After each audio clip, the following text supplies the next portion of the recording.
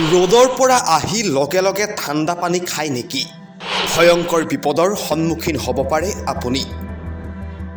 এতিয়া গ্ৰীষ্মকাল, তাপমাত্ৰা ক্ৰমাগতভাৱে বৃদ্ধি পাইছে। এই বতৰত অলপ সময়ৰ বাবেও বাহিৰলৈ গ'লে ডিঙি জিভা শুকাবলৈ আৰম্ভ কৰে। এনে সময়ত আমি বেছিভাগেই ৰ'দৰ পৰা ওলাই অহাৰ পাছত ঠাণ্ডা পানী খাওঁ। যদি আপুনিও এই কাম কৰে তেন্তে আজিৰে পৰাই বন্ধ কৰক, কাৰণ ইয়াৰ ফলত আপোনাৰ স্বাস্থ্যৰ ওপৰত গুৰুতৰ প্ৰভাৱ পৰিব পাৰে।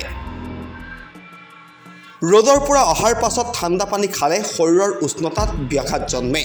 আচলতে বাহিৰৰ পৰা আহিলে শৰীৰৰ উষ্ণতা বাঢ়ি যায় আৰু হঠাৎ ঠাণ্ডা পানী খালে তাৰ পাছত ঠাণ্ডা আৰু গৰমৰ অভিযোগ হয়। ইয়াৰ কাৰণে চৰ্দি আৰু জ্বৰ হয়। একে সময়তে যেতিয়া আপুনি হঠাতে ঠাণ্ডা পানী খায় তেতিয়া ই আপোনাৰ হজম শক্তিত প্ৰভাৱ পেলায়, যাৰ বাবে আপোনাৰ হজম প্ৰক্ৰিয়াটো লেহেমীয়া হয় আৰু আপুনি বদহজমৰ সমস্যাত ভুগিব পাৰে। বিশেষসকলৰ মতে ঠাণ্ডা পানী খালে আপুনি কোষ্ঠকাঠিন্যত ভুগিব পাৰে। ঠাণ্ডা পানী খোৱাটো আপোনাৰ হৃদযন্ত্ৰৰ বাবেও বিপদজনক বুলি প্ৰমাণিত হ'ব পাৰে। যেতিয়া আপুনি কিছু পৰিমাণে ঠাণ্ডা পানী খায় তেতিয়া ইয়াৰ ফলত আপোনাৰ ৰক্তবাহী নলীবোৰ জঁপিয়াই পৰে আৰু তেজৰ সোঁত লেহেমীয়া হয় আৰু এনে পৰিস্থিতিত হৃদযন্ত্ৰৰ স্বাস্থ্যৰ ক্ষতি হ'ব পাৰে। ৰ'দৰ পৰা অহাৰ লগে লগে ঠাণ্ডা পানী খালে তীব্ৰ মূৰৰ বিষ হ'ব পাৰে।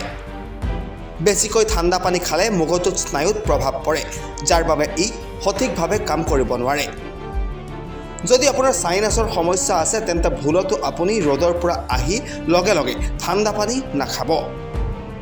News desk P news Assam. ৰ'দৰ পৰা আহি লগে লগে ঠাণ্ডা পানী খায় নেকি? ভয়ংকৰ বিপদৰ সন্মুখীন হ'ব পাৰে আপুনি।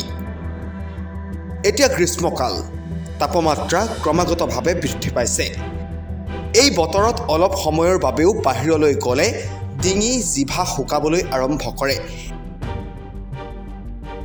এনে সময়ত আমি বেছিভাগেই ৰ'দৰ পৰা ওলাই অহাৰ পাছত ঠাণ্ডা পানী খাওঁ। যদি আপুনিও এই কাম কৰে তেন্তে আজিৰে পৰাই বন্ধ কৰক, কাৰণ ইয়াৰ ফলত আপোনাৰ স্বাস্থ্যৰ ওপৰত গুৰুতৰ প্ৰভাৱ পৰিব পাৰে। ৰ'দৰ পৰা অহাৰ পাছত ঠাণ্ডা পানী খালে শৰীৰৰ উষ্ণতাত ব্যাঘাত জন্মে। আচলতে বাহিৰৰ পৰা আহিলে শৰীৰৰ উষ্ণতা বাঢ়ি যায় আৰু হঠাৎ ঠাণ্ডা পানী খালে তাৰ পাছত ঠাণ্ডা আৰু গৰমৰ অভিযোগ হয়। ইয়াৰ কাৰণে চৰ্দি আৰু জ্বৰ হয়। একে সময়তে যেতিয়া আপুনি হঠাতে ঠাণ্ডা পানী খায় তেতিয়া ই আপোনাৰ হজম শক্তিত প্ৰভাৱ পেলায়, যাৰ বাবে আপোনাৰ হজম প্ৰক্ৰিয়াটো লেহেমীয়া হয় আৰু আপুনি বদহজমৰ সমস্যাত ভুগিব পাৰে। বিশেষসকলৰ মতে ঠাণ্ডা পানী খালে আপুনি কোষ্ঠকাঠিন্যত ভুগিব পাৰে। ঠাণ্ডা পানী খোৱাটো আপোনাৰ হৃদযন্ত্ৰৰ বাবেও বিপদজনক বুলি প্ৰমাণিত হ'ব পাৰে। যেতিয়া আপুনি কিছু পৰিমাণে ঠাণ্ডা পানী খায় তেতিয়া ইয়াৰ ফলত আপোনাৰ ৰক্তবাহী নলীবোৰ জঁপিয়াই পৰে আৰু তেজৰ সোঁত লেহেমীয়া হয় আৰু এনে পৰিস্থিতিত হৃদযন্ত্ৰৰ স্বাস্থ্যৰ ক্ষতি হ'ব পাৰে। ৰ'দৰ পৰা অহাৰ লগে লগে ঠাণ্ডা পানী খালে তীব্ৰ মূৰৰ বিষ হ'ব পাৰে। বেছিকৈ ঠাণ্ডা পানী খালে মগজুত স্নায়ুত প্ৰভাৱ পৰে, যাৰ বাবে ই সঠিকভাৱে কাম কৰিব নোৱাৰে। যদি আপোনাৰ চাইনাছৰ সমস্যা আছে তেন্তে ভুলতো আপুনি ৰ'দৰ পৰা আহি লগে লগে ঠাণ্ডা পানী নাখাব। News desk P news Assam. উচ্চতৰ মাধ্যমিক উত্তীৰ্ণ হোৱা অথবা অৱতীৰ্ণ হোৱা ছাত্ৰ ছাত্ৰীৰ বাবে সুখবৰ। গুৱাহাটীৰ জেবি গ্ৰুপ অফ ইনষ্টিটিউটে বিনামূলীয়াকৈ CEE 2024 কোচিঙৰ ব্যৱস্থা কৰিছে।